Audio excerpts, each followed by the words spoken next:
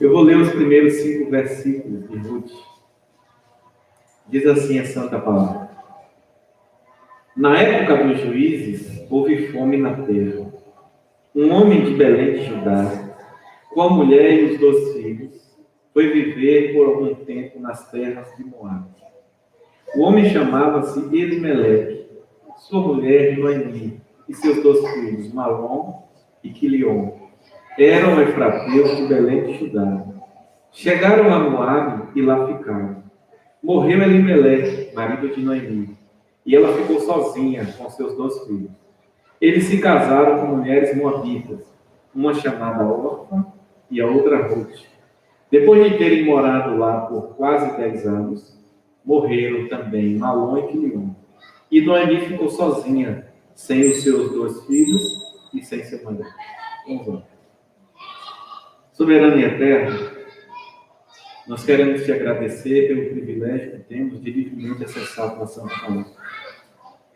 E queremos pedir a iluminação do Espírito Santo, porque também somos privilegiados em hoje começar a estudar o livro de Ruth.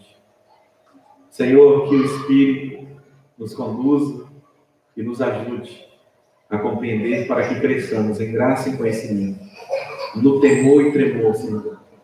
E entendendo a tua mensagem, possamos servir melhor enquanto peregrinamos. Nós oramos pedindo que a bênção do Senhor seja sobre todos os presentes, em nome de Jesus. Amém. Irmãos, quero explicar o propósito do dia de hoje, desse livro, para quem nos acompanha na rede e para os presentes. Nós concluímos a exposição de Pedro, 1 Pedro. Vimos o tema central de 1 Pedro, que foi sofrimento. Então, Pedro estava animando, fortalecendo, encorajando os irmãos no meio do sofrimento. Quem eram esses irmãos? Eleitos peregrinos, que sofreram uma perseguição pontual, uma perseguição histórica. Ela não era a grande tribulação, mas virá o tempo da grande tribulação, onde irmãos também sofrerão e precisam estar firmados nesta palavra para suportar. Porque quem nos sustenta na fé é a palavra, por o Espírito, por meio da palavra. Se não for assim, nós não somos sustentados, vacilamos. E não tem aqui melhor nem pior. Ninguém, absolutamente ninguém, sem o Senhor, consegue vencer. A nossa vitória está no nome de Jesus. A nossa vitória está na graça bendita dele, na ação dele em nós, através de nós e sobre nós. Se assim não for, nós não vamos vencer, nós vamos vacilar. Mas o Senhor também é poderoso para nos restaurar, nos levantar e nos fazer novo de novo na fé. Ele é poderoso, ele é gracioso para nós. Então, nós vamos começar hoje a exposição de Ruth. E nós temos como propósito não a mídia. Nós não temos como propósito aparecer e ser uma figura midiática que está na rede sendo destaque ou não. Nós temos um objetivo, claro, que é cuidar, alimentar e ajudar as ovelhas do Senhor nesta localidade e as ovelhas que nos acompanham na rede. Então, não é um trabalho macro. Existe hoje homens santos de Deus que não têm como propósito ser uma estrela, mas estão em destaque na mídia. Eles estão em igrejas históricas, com seus ministérios consolidados, já com a maioria das ovelhas ali, por dizer, maduras, firmadas, e nós aqui estamos num novo tempo. A gente está num tempo de, hoje pela manhã eu falava, desconstrução para uma reconstrução. Então, ainda hoje na escola bíblica, nós vimos como as tradições ainda são vivas na nossa mente, no nosso imaginário. O senso comum ainda é muito forte das tradições. Então, a desconstrução é difícil e leva tempo, demanda tempo a desconstrução. Ela não é fácil. Desconstruir não é fácil. E reconstruir. Então, o propósito nosso não é fazer um remendo de pano novo numa veste velha. Ela vai rasgar. O pano novo vai rasgar a veste velha e vai ser maior ainda o rombo e não vai resolver o problema. Então, nós precisamos tirar a roupa velha. Tradições, a velha religião, a religiosidade. A gente precisa tirar isso para vestir o Evangelho de Jesus Cristo. Para nos vestir, nos revestir da santa palavra de Deus. E às vezes essa roupa está tão ajustada no nosso corpo, é tão confortável que a gente não quer tirar, né? A gente se sente muito incômodo em tirar, às vezes. Mas é necessário tirar essa roupa velha para botar uma roupa nova, porque o remendo não dá certo. Jesus falou isso. Ele falou sobre o odre velho e o vinho novo. O vinho novo é o Evangelho, uma parábola. Não adianta pegar o Evangelho e misturar com a antiga religião, as tradições, que não vai dar, não se mistura. Então vai dar um problema. Jesus disse que vai haver um desperdício pleno, total. Porque o vinho novo vai fermentar e vai explodir a vasilha velha, que é o odre, a vasilha de couro, vai explodir, vai romper, porque não aguenta mais, o couro não suporta mais aquela pressão, já está velho, ressecado. Então é tirar, nós estamos nesse compasso. Então esse é o nosso propósito aqui. Por isso nós vamos apresentar o livro de Ruth, num resumo geral do livro. E em seguida nós vamos passar nas próximas exposições a fazer então sistematicamente a exposição do livro de Ruth. É um livro maravilhoso, curto, mas intenso e muito denso e rico para mim e para você. Tem algumas coisas que nós vamos estudar aqui quando começar o curso, acredito que na próxima semana eu já começo, que agora, por exemplo, eu não vou ensinar. Mas nós vamos, primeiramente, observar para quem foi escrito o livro de Ruth. Eu não sei se vocês lembram, mas nas exposições eu sempre digo o leitor original. Quem é o leitor original? É o público-alvo do leitor, do autor inspirado. O autor inspirado, aquele que foi inspirado pelo Espírito Santo, porque não há profecia feita por desejo humano. Aquele que foi conduzido por Deus, pelo Espírito de Deus, a escrever a mensagem, tinha um propósito e um público-alvo. O soberano Deus, ele alcança no tempo e no espaço e na história todos os seus, como hoje nós. Mas esse livro foi escrito para um público, para um povo, para um tempo. Então, para quem foi escrito o livro de Ruth? Esse livro, ele foi escrito aos contemporâneos de Saul e de Davi. Ou seja, ele foi escrito às 12 tribos de Israel. E nós vamos perceber isso com facilidade. Esse livro não foi escrito para mim, para você, mas o Espírito de Deus, o Deus onisciente, que governa tudo, aplica as verdades que são eternas, os princípios eternos, na minha, na sua vida hoje. E daqui a 10 anos, se nós perdurarmos, ele vai aplicar àqueles que aqui estiverem e assim sucessivamente. Porque essa palavra é uma palavra viva e imutável. O autor da vida, o Criador, ele instituiu esse manual que conduz o ser humano da maneira que ele quer para o louvor da glória dele. Então, tudo vai mudar. Daqui a pouco o carro não tem mais pneu, o carro vai flutuar, as pistas vão ser talvez de um material tipo imã, que os carros não vão ter atrito, como nos filmes, né? Nas ficções. Os carros não têm, não toca, eles deslizam. Aliás, já é uma realidade. O trem bate no trem, que é uma realidade. Essa realidade, ele não tem atrito. Ele desliza, ele não toca. Então, essas coisas vão mudar, mas a palavra não. Porque a necessidade do ser humano é a mesma e o ser humano não vai mudar.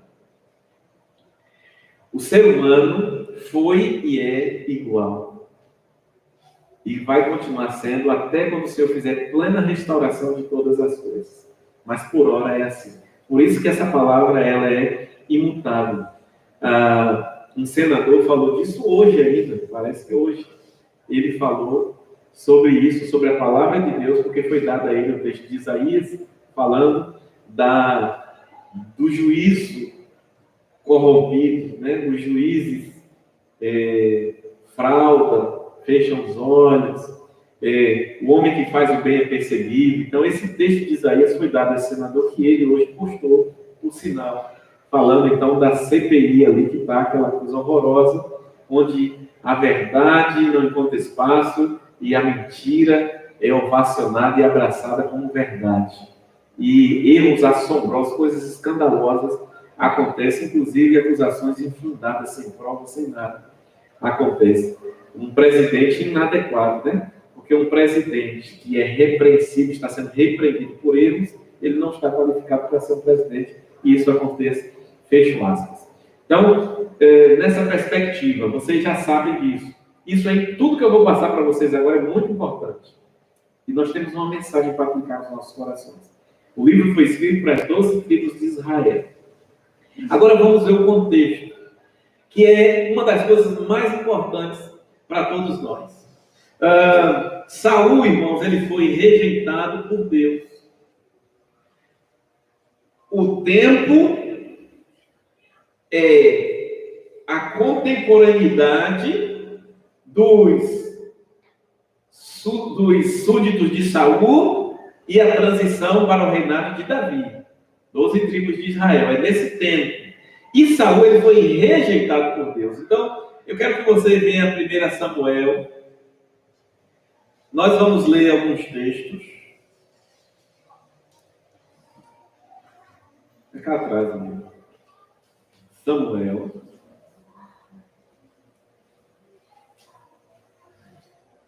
Eu vou fazer igual os pastores fazem. Oi? Depois, é 1 Samuel, logo em seguida. Capítulo 13. 1 Samuel 13. Verso 13 e verso 14. Eu vou ler os versículos e capítulos onde a gente vai ver a rejeição. Samuel ele foi rejeitado, ele foi reprovado, vamos assim dizer, por Deus. Então, no capítulo 13, versículo 13 e 14, diz assim: Disse Samuel, você agiu como tolo, desobedecendo ao mandamento que o Senhor, o seu Deus, lhe deu. Se você tivesse obedecido, ele teria estabelecido para sempre o seu reinado sobre Israel. Mas agora o seu reinado não permanecerá. O Senhor procurou um homem segundo o seu coração e o designou líder de seu povo, pois você não obedeceu ao mandamento do Senhor. Aqui nós já temos a transição acontecendo, né? O que é que está sendo dito? Aqui, o reinado foi tirado de você, e nós sabemos quem é o homem segundo o coração de Deus. O homem segundo o coração de Deus é Davi, né? Então, o rei Davi. Mas no capítulo 15, de novo a gente vai ter no verso 22 e 23 de 1 Samuel ainda, dito assim: Samuel, porém, respondeu: acaso tem o Senhor tanto prazer em holocausto e em sacrifícios, quanto em que se obedeça à sua palavra?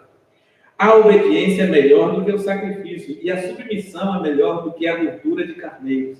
Pois a rebeldia é como o pecado de feitiçaria, e a arrogância como o mal de idolatria.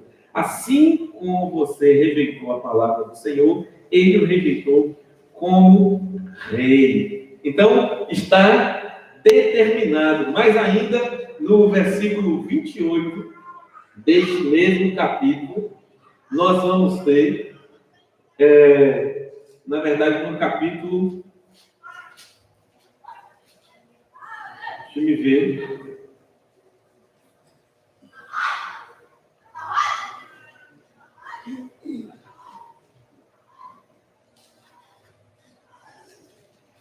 olhando agora para o capítulo 28, olhando para o capítulo 28, nós vamos começar a ver o juízo.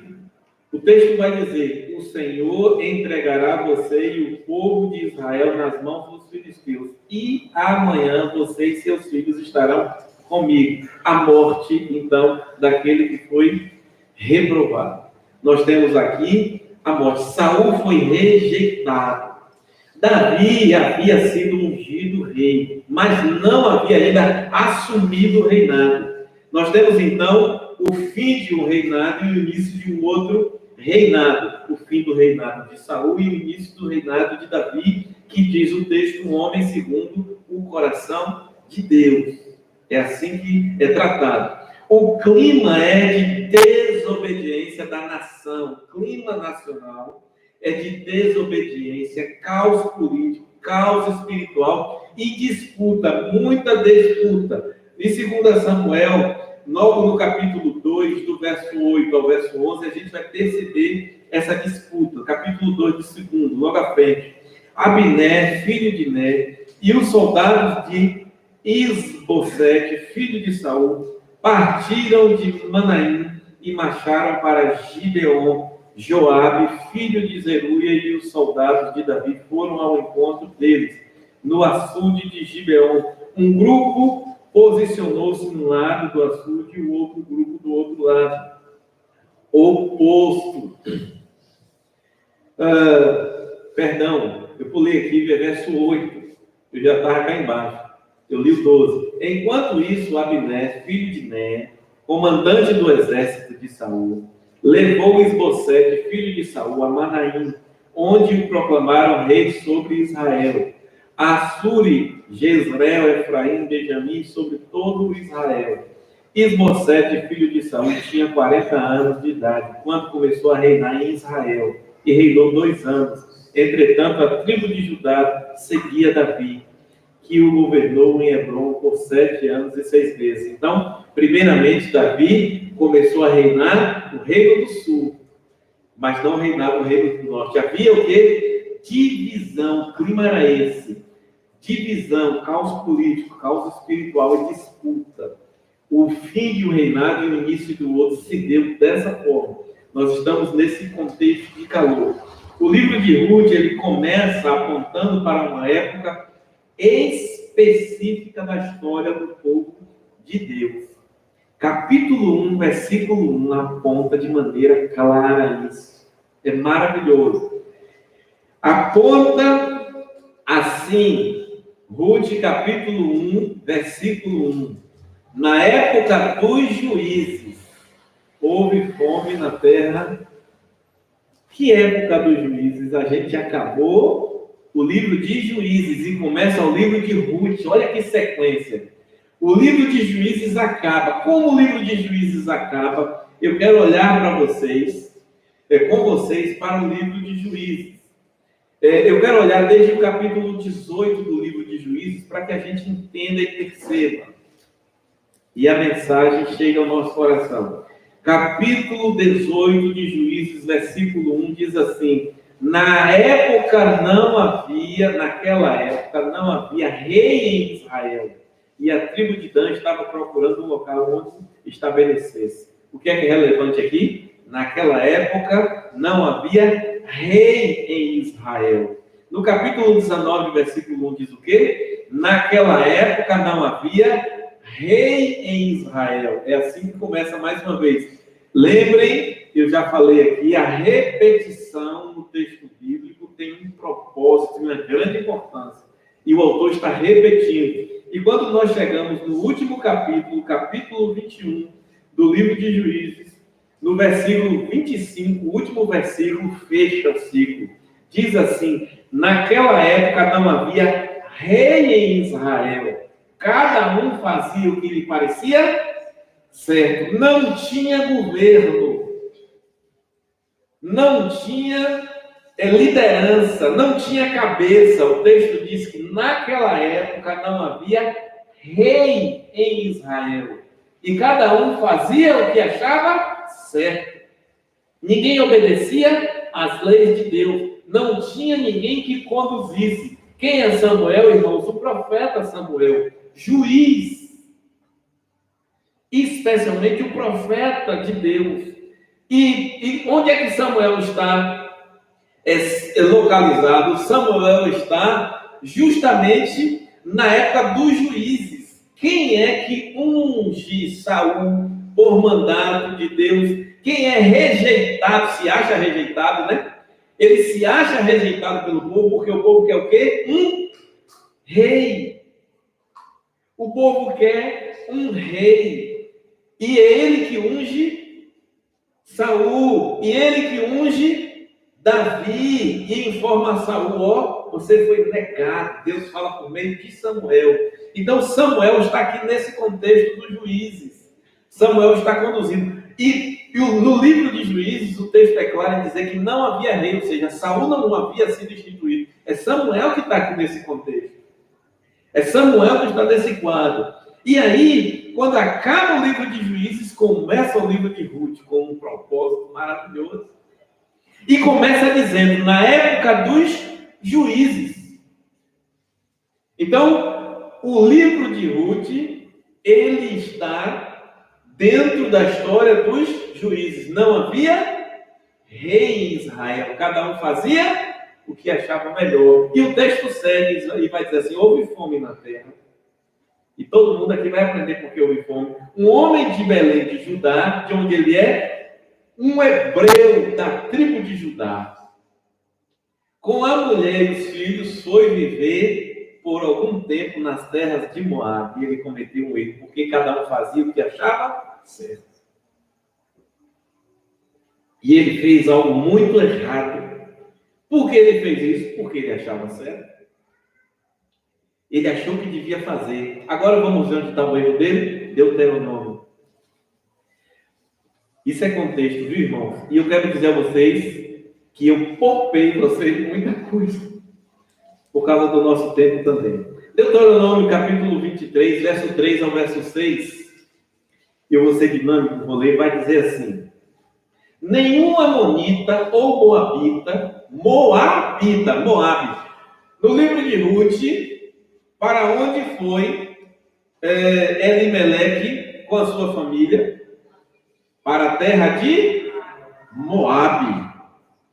Para a terra de Moabe. Agora o que está sendo dito aqui pelo Senhor, nenhum amonita ou moabita ou qualquer dos seus descendentes, até a 10ª geração, poderá entrar na Assembleia do Senhor.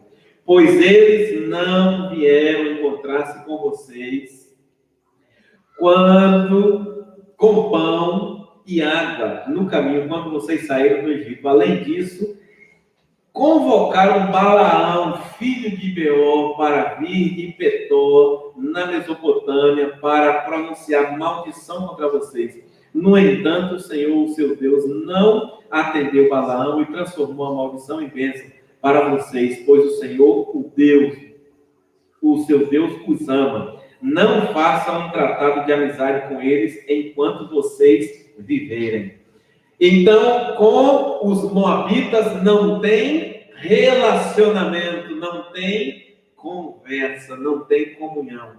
E o que é que Elimeleque faz? Vai para lá. O que é que acontece com ele lá? Morre. Mas o que é que seus filhos fazem? Porque ele levou toda a sua família. Ele é o líder. Lembre disso. E ele conduziu a sua casa. Ele morreu, mas ficou lá, filhos e esposa. Viúva. O que é que seus filhos fazem?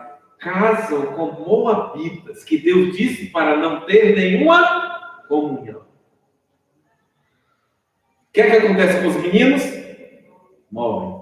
Malom e Quilion morreu. E agora ficou Noemi, só com as noras, que são da terra, que são moabitas. Então, aqui a gente já vai entender. Agora vamos lá em Josué. Josué. É muito texto, viu, irmão? Ok, muito obrigado. Eu devia marcar tudo, né, para não ficar... Josué 14.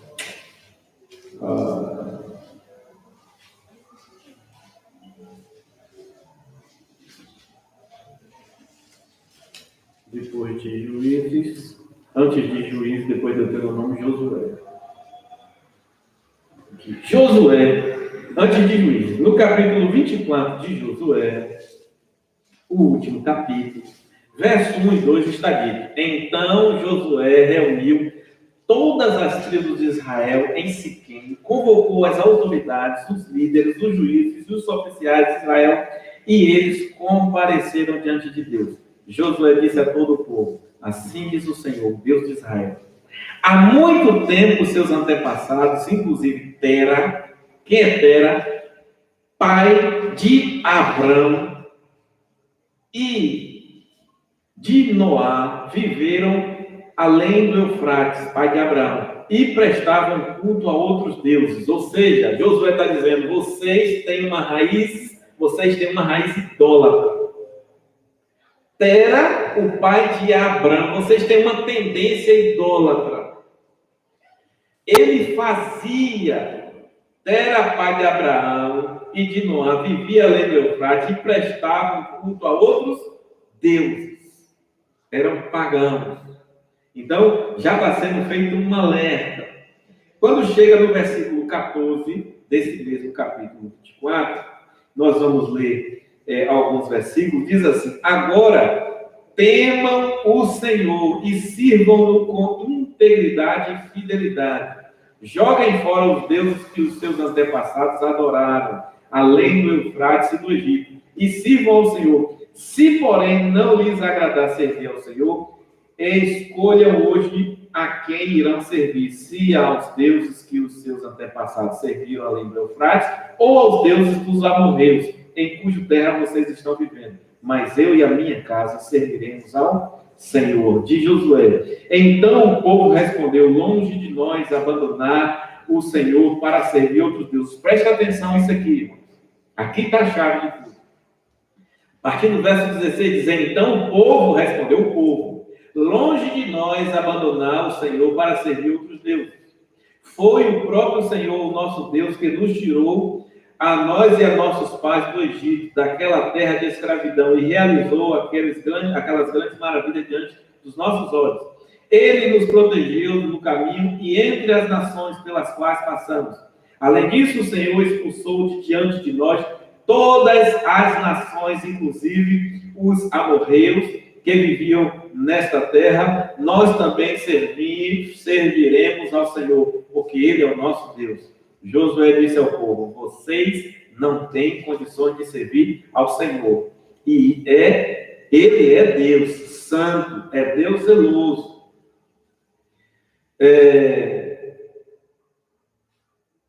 Ele não perdoará a rebelião e o pecado de vocês. Se abandonarem o Senhor e servirem a deuses estrangeiros, Ele se voltará contra vocês e os castigará. Mesmo depois de ter sido bondoso com vocês, Ele os exterminará. O povo, porém, respondeu a Josué: olha que novo, de maneira nenhuma nós serviremos ao Senhor. Disse então Josué: vocês são testemunhas contra vocês mesmos de que escolheram servir ao Senhor. Somos, responderam eles. Disse Josué: agora então, joguem fora os deuses estrangeiros que estão com vocês e voltem-se de coração para o Senhor, Deus de vocês, o Deus de Israel. E o povo disse a Josué: serviremos ao Senhor, o nosso Deus, e lhe obedeceremos. Naquele dia Josué firmou um acordo com o povo em Siquém e lhe deu decretos e leis. Josué registrou essas coisas no livro da lei de Deus.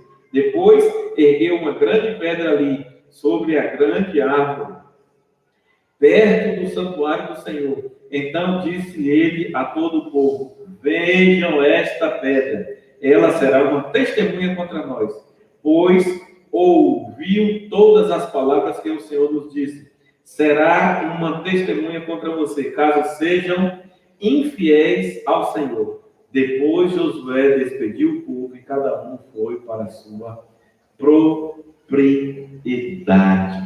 Aí a gente chega mais à frente em Ezequiel. Aí eu quero que vocês venham mais para frente para o livro de Ezequiel.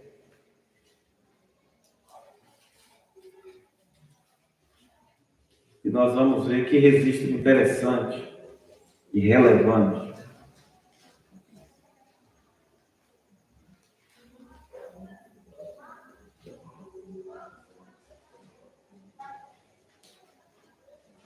Diz assim, Ezequiel no capítulo 2. No 2, logo no comecinho. A partir do verso 6 eu vou começar a ler, ele diz: E você, filho do homem, não tenha medo dessa gente, nem das suas palavras. Não tenha medo ainda que o cerquem espinheiros e você viva entre escorpiões. Não tenham medo do que disserem, nem fique apavorado ao vê-los, embora seja uma nação rebelde. Você lhes falará as minhas palavras, quer ouçam, quer deixem de ouvir, pois são rebeldes. Aqui o Senhor está falando de Israel. Mas você, filho do homem, ouça o que ele diz. Não seja rebelde como aquela nação. Abra a boca e coma o que vou lhe dar. Então olhei na mão e vi um livrinho, aí ele vai falando. Mas vamos pular para o capítulo 14, versículo 13 desse mesmo livro. Capítulo 14, versículo 13 de Ezequiel vai dizer, 14, 13.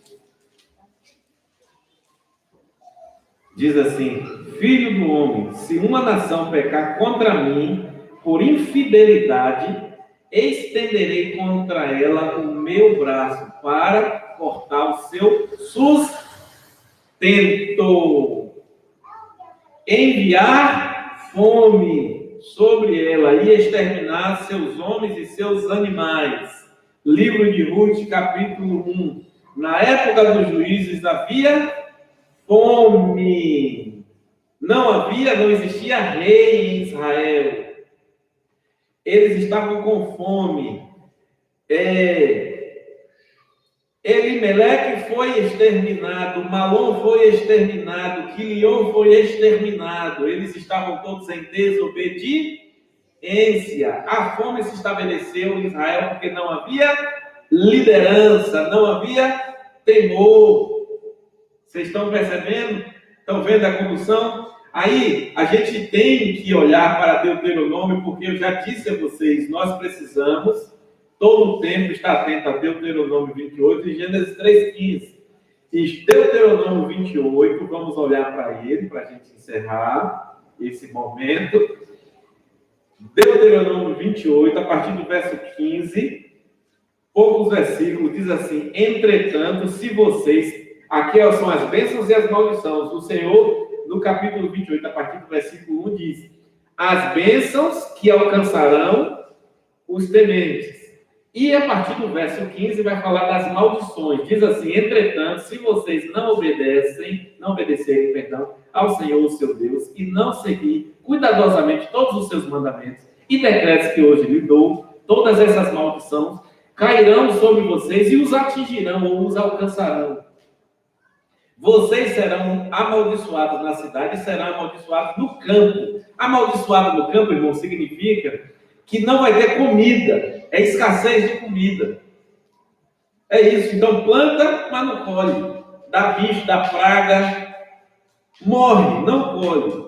Então, vocês serão amaldiçoados na cidade e no campo. A sua cesta e a sua amassadeira serão amaldiçoadas. Os filhos do seu... Não, só até o 17. A sua cesta e sua amassadeira serão amaldiçoadas. Então, fome virá sobre vocês. O que é que está acontecendo em Ruth, capítulo 1, versículo 1? Na época do juízo, houve fome na terra de Israel. Juízo de Deus. O povo está em total desobediência. Quando acaba o último versículo do livro de Juízes e o primeiro versículo do livro de Ruth, parece que é uma continuação. Né? É uma continuidade. Ó, o último versículo de Juízes, capítulo 21, versículo 25, diz: Naquela época não havia rei em Israel, cada um fazia o que parecia certo. Estava tudo à toa. Começa então Ruth. Na época do juízo houve fome na terra.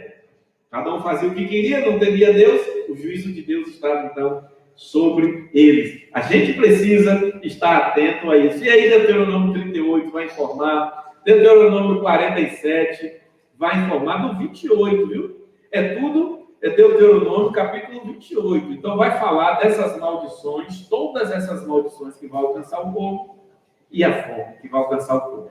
Quem é o autor? Nós não temos a Bíblia informando, nenhuma Bíblia afirma o autor, porque ele não é claro aos olhos, mas é perceptível que o autor, muito provavelmente, é Samuel. É ele que vive a transição. É ele que vive o tempo dos juízes sem rei, e ele que é o profeta que unge o primeiro rei de Israel, Saul, o rei rejeitado. E depois o segundo rei, o rei aprovado, segundo o coração de Deus, que é o rei Davi. Então, Samuel certamente é esse. E aí a gente vai ver o propósito do livro, vai entender. Mas a gente precisa também ver quem são os personagens principais desse livro. 4 capítulos, vocês são desafiados a ler o livro para entender isso. Mas os personagens principais do livro, começa, o principal, por sinal, é o Santo de Israel, o Deus Todo-Poderoso. Nosso Deus é o personagem principal desse livro. E depois nós temos Noemi, Ruth e Boaz. Esses são os personagens principais, 4 personagens. Deus primeiro, depois Noemi, Ruth e Boaz, e a gente vai ver no desenrolar do livro. A estrutura ela não é muito relevante nessa hora. Nós vamos apresentando a estrutura devagarinho, ou seja, como o livro está dividido. Ele parece um quiasma, esse livro é meio um quiasma. Mas ele está assim dividido, mas é bem simples.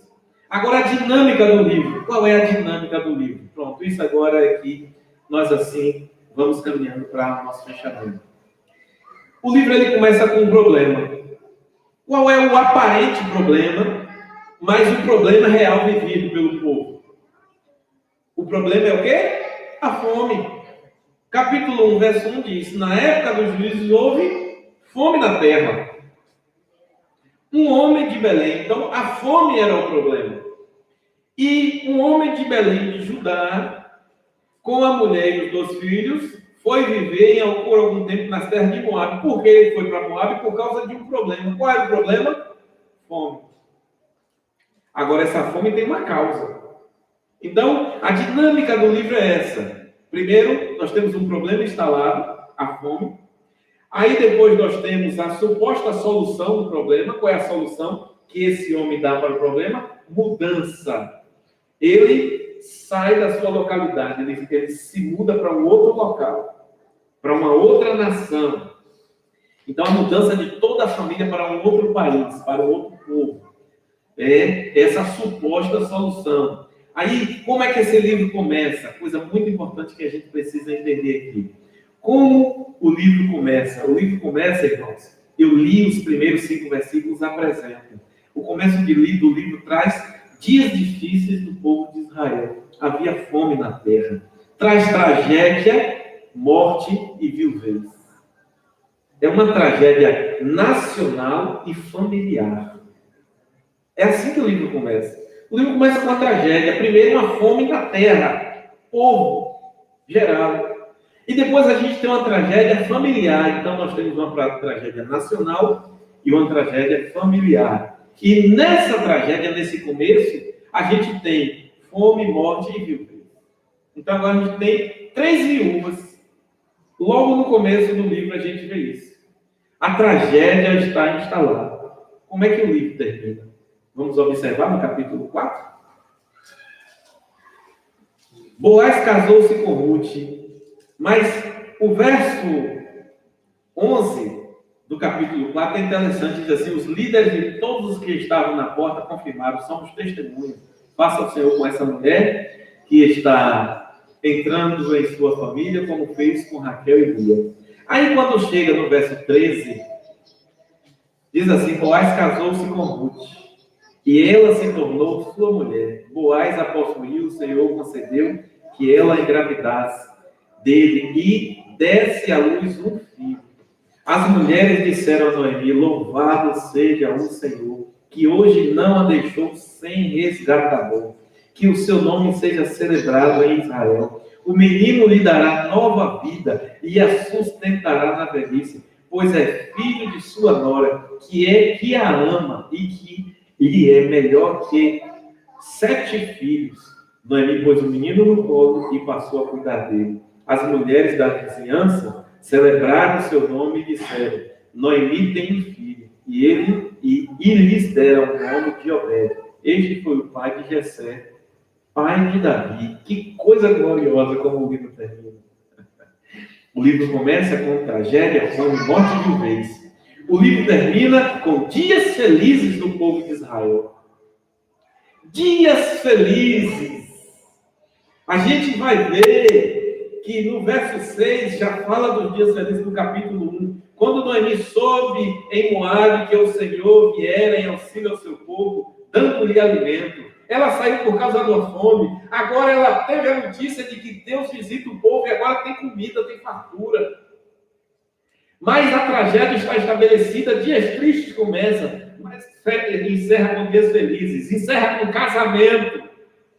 Ruth casa com Boaz, ou Boaz casa com Ruth. A gente tem casamento, a gente tem alegria, a gente tem nascimento. Olha o contraste: início, morte, fim, nascimento. Viuvez, casamento, tristeza, alegria, fome, fartura. É assim que o livro começa e é assim que o livro termina. Mas tem uma coisa gloriosa que o livro começa nos apontando e que no fim nós não temos. E no fim temos um contraste, é diferente. Diz, na época dos juízes. O que é que tinha na época dos juízes? Aí a gente precisa olhar para o livro. Isso é contexto, irmãos. Essa ferramenta vocês vão aprender aqui no curso. Chama-se Instrução para a Viagem. Como estudar. Então, nós precisamos ir para o livro de Juízes. O último capítulo, o último versículo diz: na época dos juízes não havia rei. O livro começa dizendo que não havia rei em Israel. Mas o livro termina dizendo que o nome do menino é Obed, lá no fim, não é o nome do bebê? O filho de Boaz chama Obed. Agora, olha que coisa maravilhosa, a partir do versículo 18. Diz assim: esta é a história dos antepassados de Davi, desde Pérez. O que tem Davi aqui? Se Davi não tinha nascido, ou Davi tinha nascido, claro. Quem está escrevendo? Certamente Samuel. Para quem Samuel está escrevendo, irmãos, como nós vimos? As 12 tribos de Israel. E ele tem um propósito. O autor tem um propósito de estar escrevendo esse livro. Por isso ele diz: esta é a história dos antepassados de Davi desde Pérez. Pérez gerou Hezron, Hezron gerou Rão, verso 19, Rão gerou Aminadab, Aminadab gerou Nasson, Nasson gerou Salmão, Salmão gerou Boaz. Ó Boaz, que casou com Ruth. Boaz gerou Obed, avô de Davi. Obed gerou Jessé, pai de Davi. Jessé gerou Davi. Ué, porque o livro começa, um livro que começa sem rei, que não tem rei, termina dizendo que tem um rei. Quem é esse rei? Um rei segundo o coração de Deus. Um rei segundo o coração de Deus. Então, qual é a aplicação? Para a gente finalizar. Qual é a aplicação?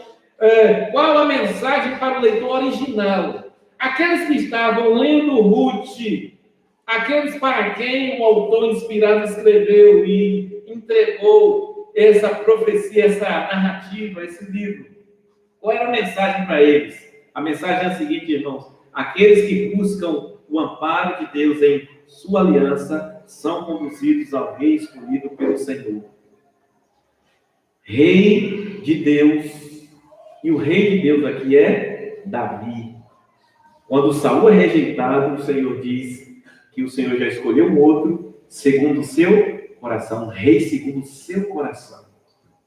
Então a mensagem para o leitor original é essa: aqueles que buscam o amparo de Deus em sua aliança são conduzidos ao rei escolhido pelo Senhor. E o rei de Deus é o rei Davi. Por isso começa sem rei e termina falando do rei Davi. Quem é o rei Davi? O rei escolhido por Deus. Esse livro aponta para Davi, o rei escolhido por Deus, que aponta mais para frente, aplicando para nós. Aponta para o rei escolhido por Deus, bem mais na frente. O rei dos reis. Qual é a mensagem para mim e para você hoje desse livro?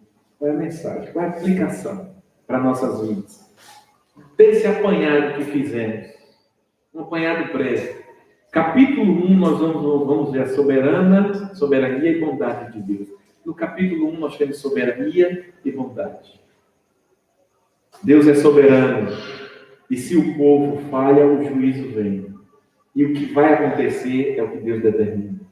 Mas Ele é misericordioso e Ele visita o seu povo. Então nós vemos a bondade de Deus. No capítulo 2, nós vamos ver a apresentação e a bondade do socorro de Deus por meio do resgatador. Esse resgatador é Boaz. Boaz é apresentado como resgatador. E ele tem as características do resgatador: generosidade, cuidado, zelo. No capítulo 3, a gente vai ver, então, a confirmação do resgate. E no capítulo 4, nós vamos ver a plena restauração no livro de Ruth. A mensagem para nós hoje é essa, irmãos. Deus conduz a história para cumprir os seus propósitos, mesmo em meio à rebeldia do seu povo. Mesmo em meio à rebeldia do seu povo, Deus, ele conduz a história para cumprir os seus propósitos. Aqueles que buscam um amparo no Redentor são conduzidos ao pleno desfrute da nova aliança em Jesus Cristo. Hoje, o Rei de Deus que já chegou é Jesus Cristo. Não é mais o Rei Davi. E o Senhor está nos convidando a buscar amparo no Redentor, para que sejamos nós sempre conduzidos e desfrutemos da nova aliança em Jesus Cristo. Porque Deus conduz a história para cumprir os seus propósitos, mesmo em meio à rebeldia do seu povo. E eu quero finalizar lendo um texto. Então, eu fiz um panorama, eu fiz uma geral do livro de Ruth, e depois nós vamos nos alimentar e crescer em cada capítulo de Ruth. Cada capítulo e cada estrutura abençoadora. Vá lá no último livro da Bíblia, Apocalipse. Vamos olhar o capítulo 19, já finalizando o livro de Apocalipse.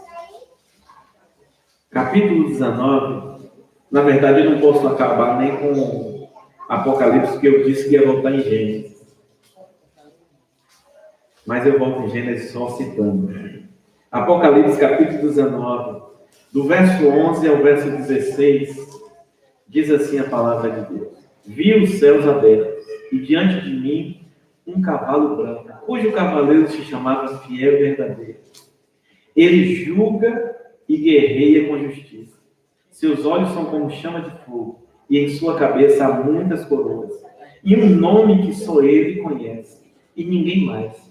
Está vestido com um manto tingido de sangue, e o seu nome é palavra de Deus. Os exércitos dos céus o seguiam, vestidos de linho fino, branco e puro, e montados em cavalos brancos. De sua boca saiu uma espada afiada, com a qual ferirá as nações. Ele as governará com cetro de ferro. Ele pisa o lagar do vinho, do furor, da ira do Deus Todo-Poderoso. Olha o versículo 16, glorioso. Em seu manto e em sua coxa está escrito este nome: Rei. Você pode ler comigo? Rei dos reis, Senhor dos senhores. Esse é o Deus. Esse é o nosso Rei. O Senhor está nos conduzindo para esse fim. Como conduziu as tribos de Israel para o rei Davi, o reino davídico, porque Jesus é filho de Davi, não é assim conhecido? Não é assim que o hebreu diz? Não é assim que o cego grita?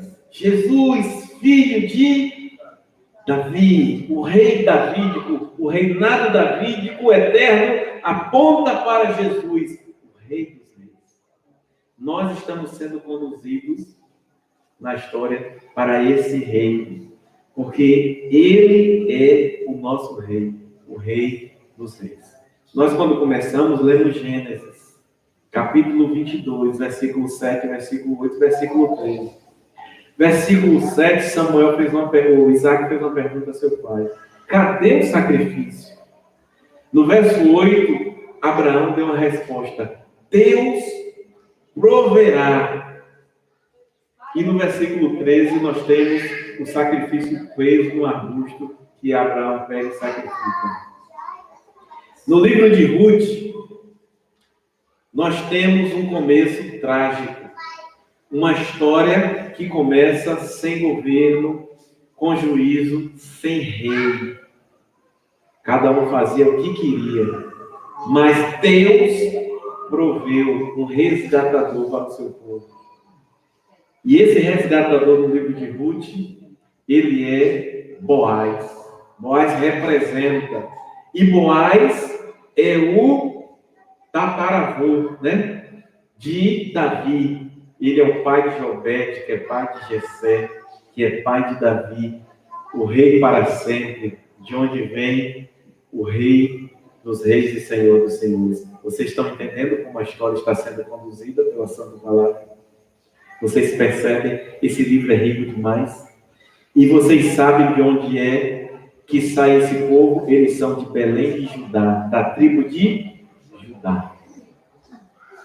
Daquele que tem o cetro. Em Apocalipse, o cetro de Judá que é dito cá, é dito lá. Então, nós vamos ser conduzidos pelo Espírito de Deus a usufruir desse livro e conhecer profundamente este livro e todo o ensino que nos conduz a Cristo Jesus, o nosso resgatador. O resgatador desse povo, dessa mulher viúva, dessas viúvas, foi Boaz na provisão do Senhor. O meu e o seu resgatador é Jesus Cristo, o Rei de Deus que já chegou para mim e para vocês. Glória a Deus. Vamos orar. Senhor, muito obrigado pela sua palavra. Ajuda do soberano a confiar e crer nela. Nela está a verdade. Nela estão as tuas verdades. Por meio da palavra, o Senhor nos conduz de maneira gloriosa, sublime, doce, mansa. Mas o Senhor nos conduz em caminhos aplanados, caminhos retos. Eu suplico que o Espírito Santo do Senhor venha sobre nós e nos ilumine para que possamos compreender a palavra. Que possamos olhar para cada livro e perceber o que o Senhor está comunicando a nós hoje. Entendendo o que o Senhor comunicou ao seu povo. O Senhor disse ao povo: vocês não vão ficar sem resgate, sem socorro, sem um rei segundo o meu coração. E o Senhor fala para nós: vocês não estão desamparados, eis que estou convosco todos os dias. Eu cuido de vocês, vivam pela fé. Ó Senhor, nos ajuda a confiar no teu cuidado, na tua provisão e no resgatador Jesus Cristo. Abençoa este santo povo neste lugar. Eu oro em nome de Jesus. Amém. Que Deus em Cristo os abençoe.